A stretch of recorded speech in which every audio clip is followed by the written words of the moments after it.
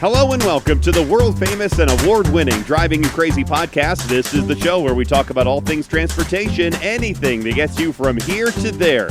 I'm the traffic anchor and transportation reporter for Denver 7 News, Jason Luber. If you want to contact me, all my links are in the description of the show, and I would appreciate it if you would rate the show with whatever platform you're listening to right now. And you know I say all the time, anything that gets you from here to there, and I really mean anything that gets you from here to there, including something that some people think is a crazy idea. Because when you hear the word gondola, you either think of that closed box-like cabin that carries skiers up the mountain, like in Aspen or Vail, or that long wooden boat you might see in Venice or in Las Vegas. Some people, I'm included in this, believe that the gondola, the lift, not the boat, would be a great way to get around cities in the U.S. It seems to make perfect sense, especially here in Denver, as most of us Coloradans are familiar with them. So joining me now is Doug Masser. He's a resident of Metro Denver, and he wrote into our newsroom, and he said that he suggested to Denver city government more than 10 years ago that gondolas would be a great idea, and Doug is here now to talk all about it. Doug, thanks for being here on the world-famous Driving You Crazy podcast. My pleasure. One of my favorite shows of all times. Thanks. Well, before we get into the gondola and your idea, let's look at you for a minute. You're a small business owner, right? You don't really have a background in engineering or city planning. No, I just own a small business, and I enjoy everything that Denver has to offer. Yeah, and your small business is printing, right? How'd you get into that business? Well, we're a large format printer, and I started as an employee of another company and grew enough with that company at one point to the extent that I decided to go branch out on my own and do my own thing. And in doing so, I started brokering. And before you knew it, I had so much business that I ended up having to buy my own machines and hire employees. One thing led to another, and now we do vehicle wraps, building banners, and all types of other large format printing for trade shows and things that brand other companies. Well, that's neat. But, you know, it's really not, you're not wrapping a gondola, even though I guess you could. So let's go back a decade. When you said that you sent a letter to the mayor of Denver at that time about gondolas, what made you think, before we get into them, what made you think of running gondolas was a good idea to get people around a city? Well, it's funny. When I was a child, my parents took my sister and myself to a big amusement park in Sandusky, Ohio called Cedar Point. And one of the experiences there I've remembered since that time is taking the tram, which was a cable car or a gondola, if you will, a four-passenger car, from one end of the amusement park to the other end of the amusement park. Several years later, we went down to Disney World and had the same experience. We were able to travel from one end of the park to the other. So one day I'm walking downtown along the 16th Street Mall, and I see the buses running up and down the area where you could, at that time, take the bus and from one end of the street to the other, run it down the 16th Street Mall to other businesses. And I said, well, why can't we have gondolas like that? And gondolas don't have to be in the air. These buses are noisy. Albeit they were natural gas, some of them weren't at that time. And I said, there's no reason why a gondola can't run 5 inches off the ground like any other transportation vehicle. And I just think it would be a much better experience. And if I could do that on 16th Street Mall, why couldn't I then get off that gondola, get onto the connector that takes you airborne and run from downtown out to Aurora? I mean, they do it in the mountains all the time. Yeah. And I get that we get high winds, and maybe, some weather would prevent that, experience from happening. And you would have to revert back to the ground vehicle, like a bus or a shuttle. But I said there must be a way that we could have a quieter travel experience in something that would be unique to this city and expand from there. So I took the idea basically, and I wrote to then Mayor Michael Hancock a letter. And for several weeks, I didn't hear anything back. And in that letter, I explained to him my thoughts that I just gave to you, that, we ought to consider doing gondolas, getting some of the buses off the roads, freeing up the traffic for the other cars and tourists. And what are your thoughts, Mayor? And I didn't hear a word. So about 3 weeks later, after not hearing anything, I called the mayor's office, and a nice young lady answered the phone and said, yes, we're in receipt of your letter, and the mayor is looking at it, and we'll get back to you. And 2 months went by, and I didn't hear a thing after that. And I made one more phone call, and I said, please, can the mayor at least address the idea? At least, give me a no, but at least acknowledge that he's reviewed it and may or may not consider it.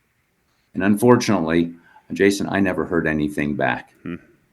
And so it kind of died. Yeah. Did you decide to pursue the idea any further with another administration or any other government around the city? I didn't, because at that time my business was growing and I had to focus on the business. Yeah. And up until the time I saw the article, where it popped up.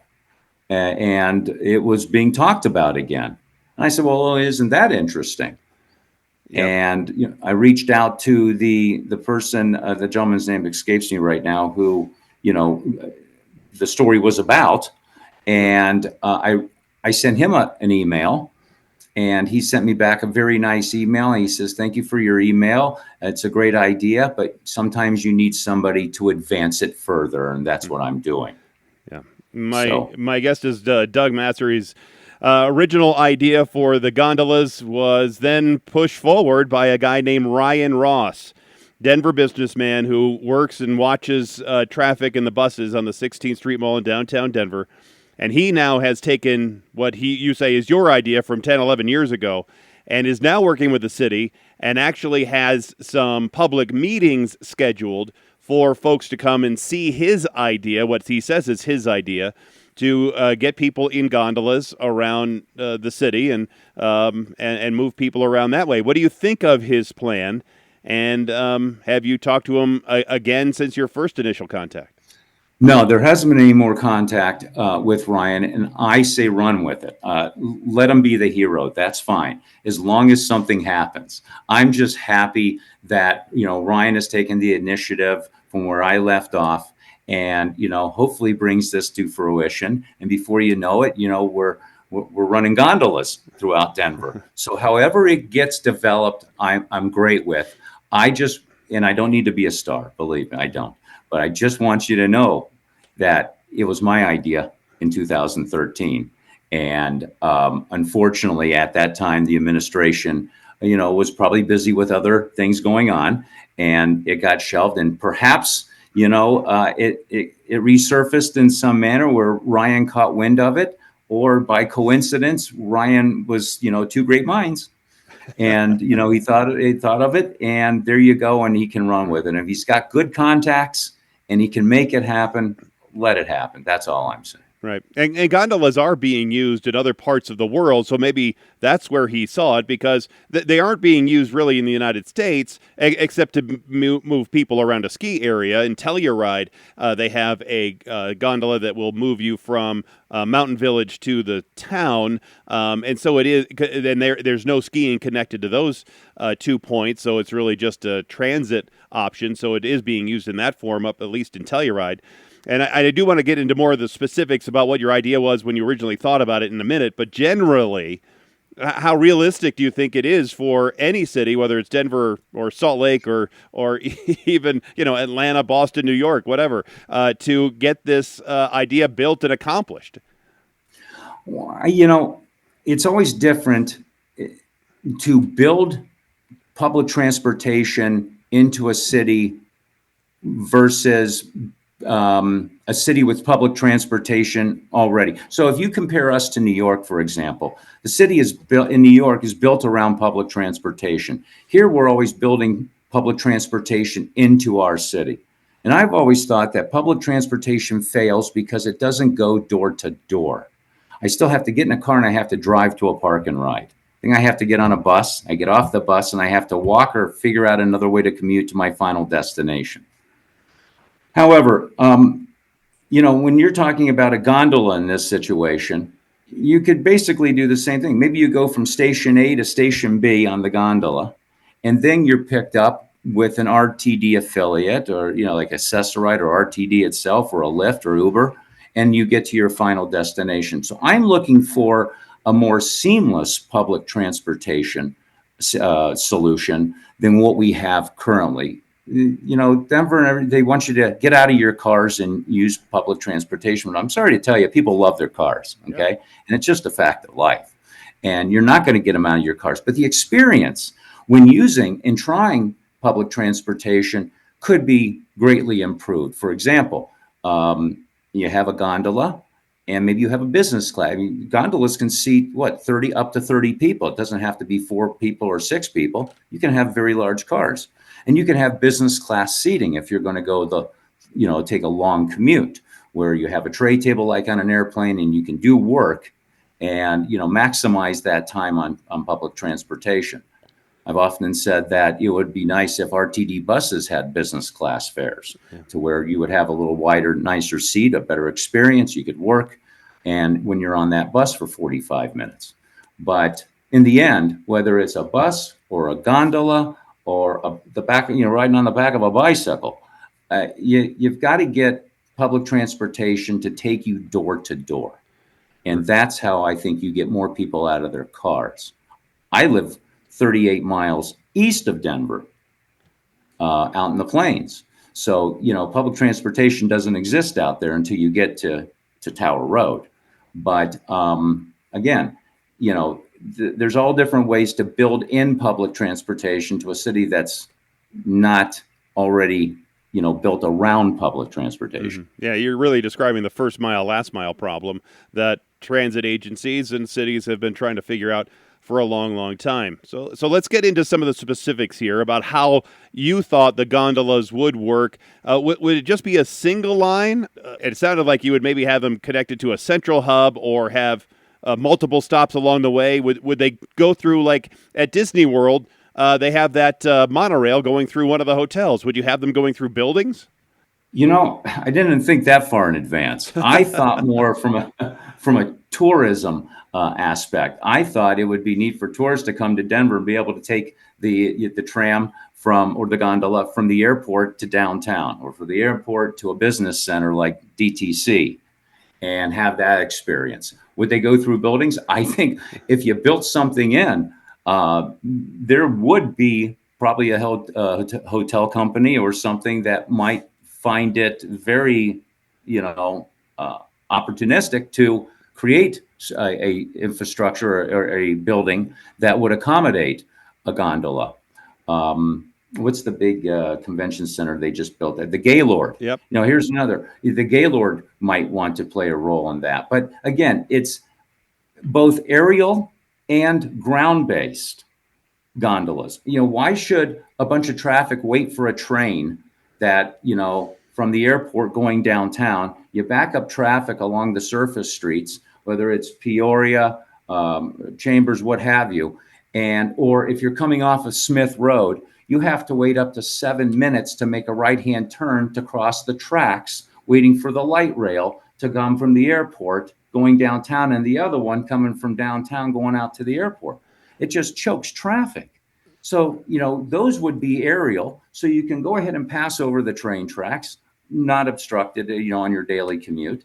And in other areas like downtown, they can be 5 inches or 4 inches off the ground, be able to accommodate, wheelchair accessibility, put your bike on the front and get on the gondola and go to the next station. It seems like the longer distance ones would be a little bit more of a challenge feasibility-wise than a shorter distance in, let's say, an urban core like a downtown Denver or Boulder or something like that. But going, let's say, between Denver and Boulder, or Denver and the airport where you already have the train, would be a little bit more challenging, because you have the high winds as a problem. You have weather as a problem. You have safety concerns, as we know from other issues with our train to the plane, where it's broken down, and then people, at least in that instance, they can walk off the train and onto the ground right there and be safe. They're not going to be hung up, in the air, just swinging in the wind. That's a good point. However, you can run that cable car or that gondola from downtown Denver straight up the middle of I-36, all the way to Boulder, and you can be 4 feet off the ground, 3 feet off the ground, and you have a stairs that comes down in case the thing breaks down, and then RTD meets you. Again, I came up with the idea thinking there's got to be a better alternative to just ground transportation. We've got to get them up. We've got to get it more quiet. We've got to think more about the quality of our air we're breathing. And whether you're burning off, natural gas or you're burning off fossil fuels, electric is a lot cleaner. It's a lot quieter. The whole experience could be better. Right now they're having discussions about a train from here up to the mountains. Mm-hmm. And 1 minute it's on, 1 minute it's off. And that's a lot of building. That's a lot of infrastructure. I'm not saying that a gondola system wouldn't be a lot of infrastructure. But boy, I tell you something, when you get from point A to point B and you've got a couple of restaurants and you've got a nice, convenience store there at the station, and you're waiting for your next ground transportation to take you the final mile or what have you, you're building in more of a great experience for the city. And I think you're helping streamline public transportation and giving other alternatives. My guest is Doug Masser. We're talking about his original idea for the city of Denver to put in citywide gondolas to get people around town. But the mountain idea with the train or with gondolas, the problem with any of those, and I remember, it was 20 years ago or more maybe, that I testified with a transportation subcommittee, a House subcommittee, when Mark Udall was in the House. And he asked me about the train idea, and I said the problem with that is it would be great for the family from Dallas who's flying into DIA and then gets on the train and then heads to Vail. But it's not great for the average person who wants to get at Union Station and take the train on up into Vail, because there are, especially during the summer, in the wintertime, people want to go to a specific place for a specific activity. Any of the ski resorts, and then and do that activity and then go home. But in the summertime, people are up in the mountains going to all kinds of different places for all kinds of different activities, whether bikes or hiking or camping or whatever. So if you're just going to a certain spot, then you really have that first mile, last mile problem. And it's more like first 50 miles, last 50 mile problem when you're talking about remote areas in our high country. Yeah, but a train has a lot of moving parts too. Not only the track and the infrastructure, that the train sits on, but then the vehicle itself, and then the driver, and an attendant or what have you that you're going to need. There's a lot more moving parts when you have ground transportation of that nature, in my opinion, than it would to have a gondola system. And with a gondola system, you can actually cut corners and you can go over trees, and you don't have to go through them, and you can go over a mountain and not through it. Yeah, absolutely. Yeah. So, again, I'm glad Ryan has taken the ball, if you will, and rolled with it. And again, I just want to make sure everybody knows I'm not trying to be the hero here, but you can't say you came up with the idea when I had the idea a long time ago, and I couldn't get any traction with it. Yeah, I would think, because right now the gondolas that we mostly see are used during the winter. It's cold, so you don't have to worry about air conditioning. But if on a hot day in 90-degree weather in a city, it's going to get hot in there, and they usually don't come with air conditioning. So I think that could be a problem. And I would think people maybe, as they do on other public transportation, bus or train, there's unmentionable things that happen in these vehicles. So that might be a concern as well. Absolutely. And it might be a situation where you've got to be a club, you've got to join the club, or you pay for a pass, because when you pay enough money, you've got enough skin in the game. Obviously, you take better care of the equipment, and everything's going to have to be discussed. And maybe you start off with a beta test at a low level down the 16th Street Mall or in an area, in a suburb, and you try it. and it's an expensive test. I'm sure it will be, a very expensive test. But in the end, if everybody puts the ideas together and you get good feedback from potential passengers that want to utilize the system, then, I think it's doable. Yeah. And it could be profitable for our community and encourage more tourism and more growth.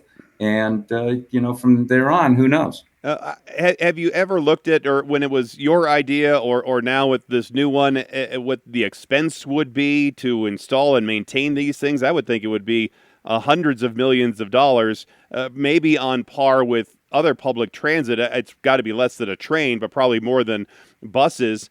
And I wonder what the average fare would cost the average person, and how much of that, because right now the RTD, when you're getting on a bus, you're only covering, the fares are only covering like 15 to 20% of what the actual costs are to the entire system. So it's mostly paid for by tax dollars. So I wonder if that would be similar in the gondola idea. Well, yeah. And why is it so cheap? Why isn't it more expensive? I would think that if you charge more, you get a better rider.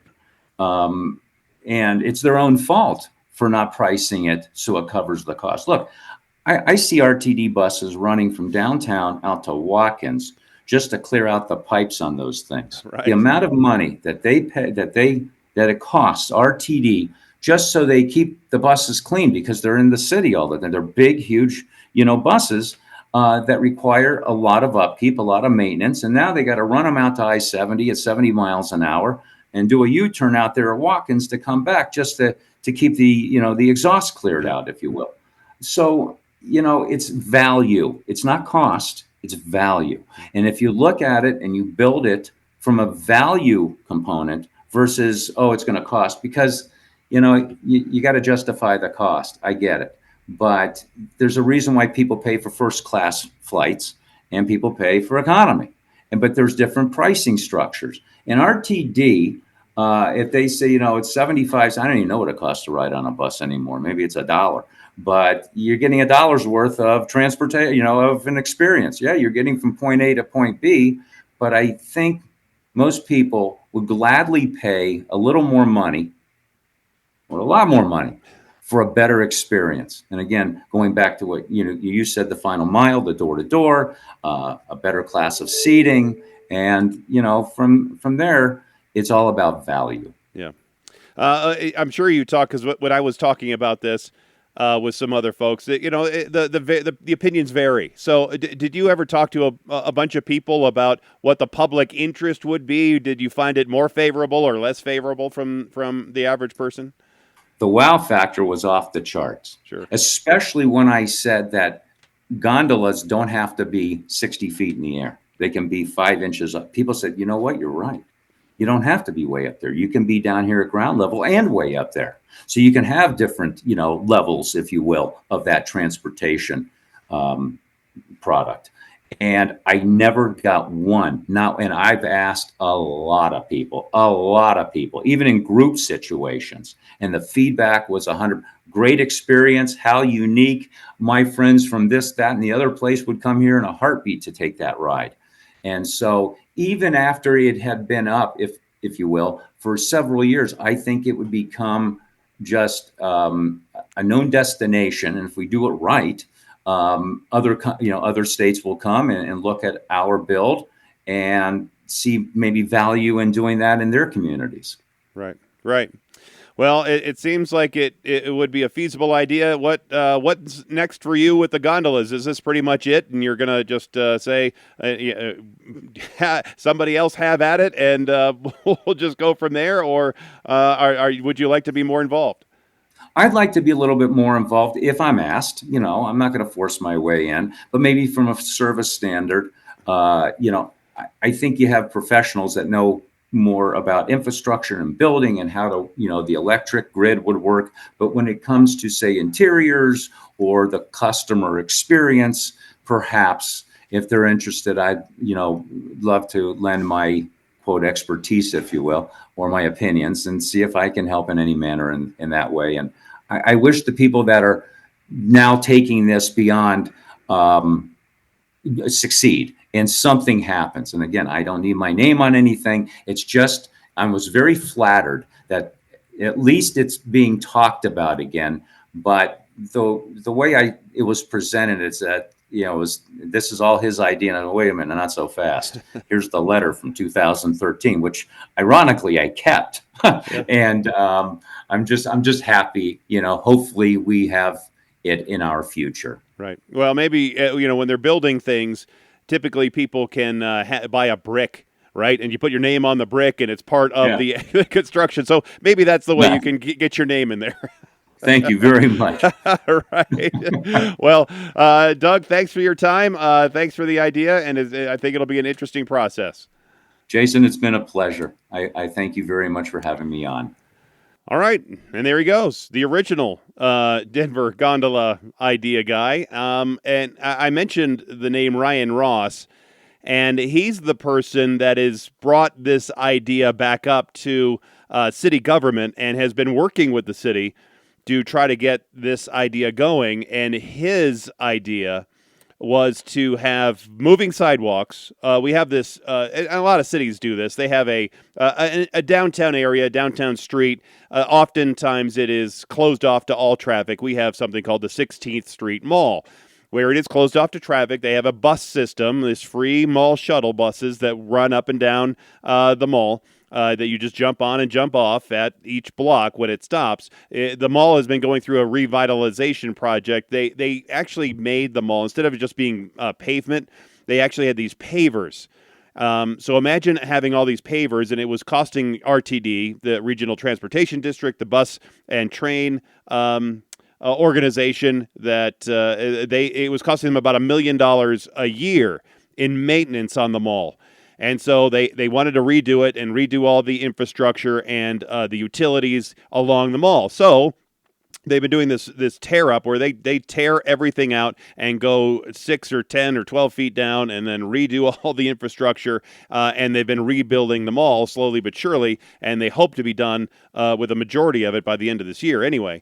But they would want to include this guy, Ryan Ross, some moving sidewalks, to allow people just to walk the mall under this hard canopy shell, and it would be temperature controlled, so it makes it nice all year long. And he would have a 3-loop gondola system serving as a ride-hailing network in the air, as he said, providing riders and with customizable on-demand transportation to within steps of wherever they want to go, anywhere in or around downtown. And then he also wanted to include an outdoor, indoor, 500 to 1,000 seat amphitheater that would be the first publicly owned venue like that for concerts, shows, movies, auditorium style seating, and bring people back into downtown Denver. So that's what he was hoping to do with this gondola idea, because he said, like I did, this guy, Ryan Ross, that we know about gondolas because they're used up in our mountains, up at the ski resorts, and it would make perfect sense to bring that idea here, and it would really put Denver on a national map, a way no other city in the country could match, and it would be a brand new a way to revitalize the city, get people, and Doug touched on this. Talking about bringing people to the city. It would be a destination now. People would want to go try out the gondolas and see how it goes and what it's like to ride in the gondolas.